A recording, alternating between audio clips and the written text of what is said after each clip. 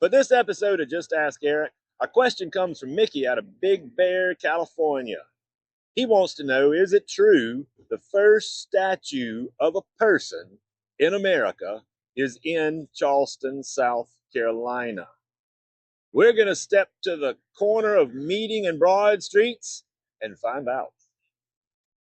To answer your question, Mickey, the first statue of a person in colonial America stood at this intersection between Meeting and Broad Streets, major intersection for downtown.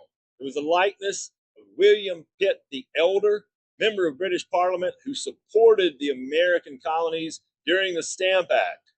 It was also at this site, while the statue stood here, during the siege of Charleston lasting 42 days, that William Pitt would ironically lose the arm holding the Magna Carta. We're standing in front of the first statue of a person sculpted for colonial America. It's the likeness of William Pitt the Elder, member of Parliament who supported the American colonies during the Stamp Act crisis. This was commissioned by the South Carolina Commons House of Assembly. It was unveiled at the intersection of Meeting and Broad Streets on July 5th, 1770. 10 years later, the siege of Charleston, which lasted 42 days, ironically, a British cannonball would dislodge an arm that had held the Magna Carta, quite important to the British Empire.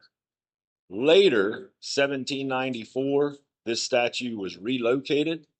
It had obstructed traffic at that intersection, relocated to the Charleston orphanage. During that process, unfortunately, we lost another arm. And in addition, if you look closely up above, you'll see there's a fissure line where his head was also dislocated during that removal process. Why is this the first statue of a person in America? Again, William Pitt supported us during the American Stamp Act crisis, famously saying, "Where law ends, tyranny begins." The journey of William Pitt's statue began at the intersection of Meeting and Broad Streets. It was moved to the Charleston Orphanage, 1794. 1891, at the bequest of the South Carolina Historical Society, this pedestal was built specifically for Pitt's statue, which it stood atop of till the 1980s, when it was relocated once more to the Charleston Museum. It would stay there for about 20 years until it found its current home, which is inside of the Charleston County Courthouse, within yards of where it began at the intersection of Meeting and Broad.